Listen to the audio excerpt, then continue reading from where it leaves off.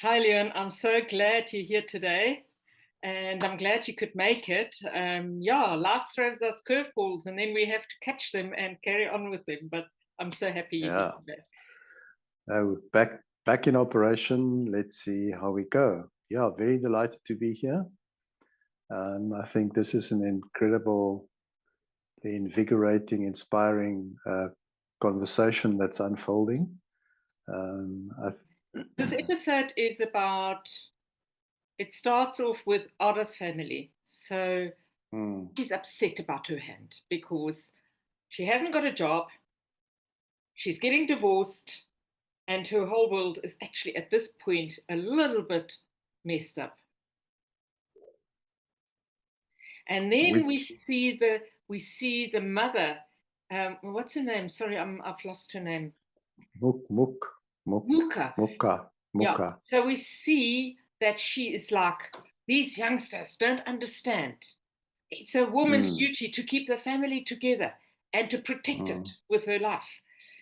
And so, but it's also her loss. She doesn't know. She's now the elder here between these girls, but it's also her not being able to keep it together. So, and now she's also having this internal fight. Yeah.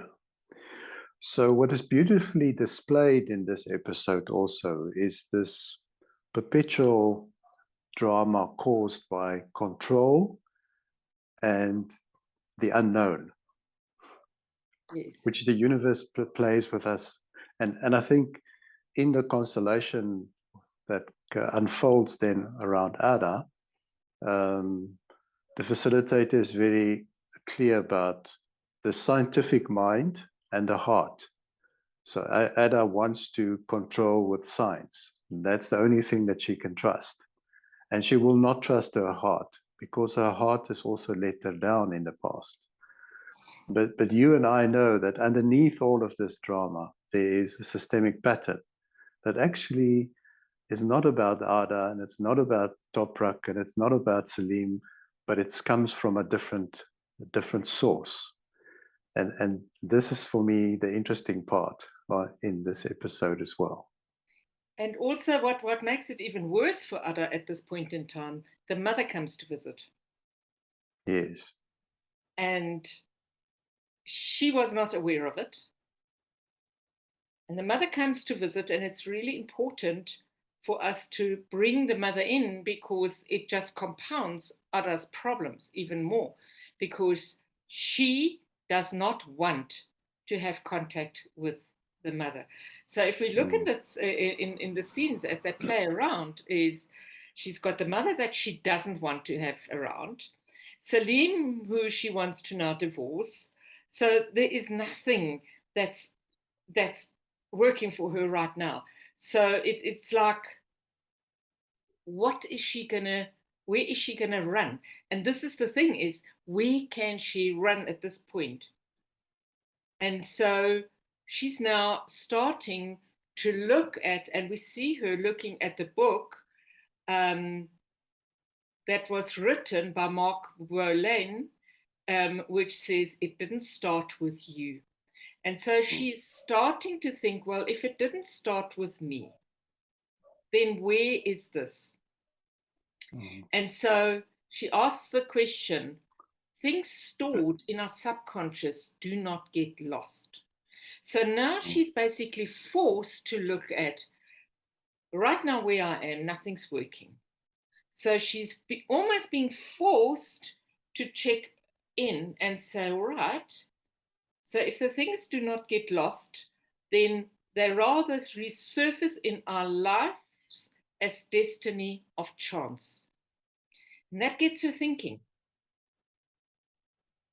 And that is also the question, is we don't remember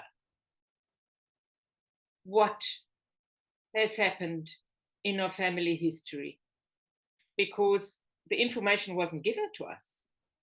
So it's in our DNA, but how do we remember? And then life pushes us to this point where we have to find the answer.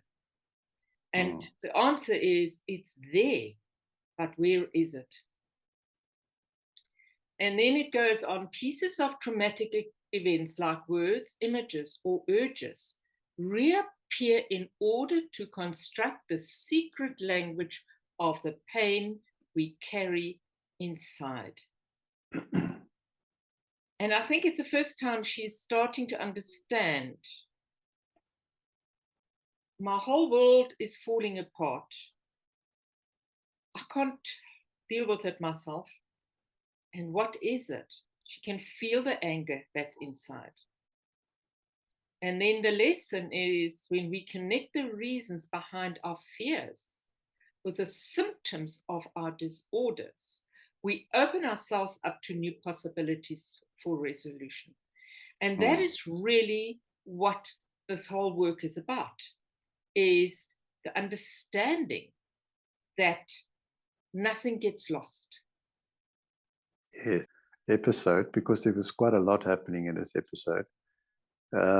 We covered it quite succinctly today. Awesome. So Leon, thank you so much for being here with me again today, and Thank for you. having this conversation, because you always prickle my mind, and yeah, it's good to have this exchange and this conversation with you. So thank you for being here. Thank you, Sonja. Thank you. And Looking forward to our next time. Looking forward to our next time. Awesome. Take care. Okay.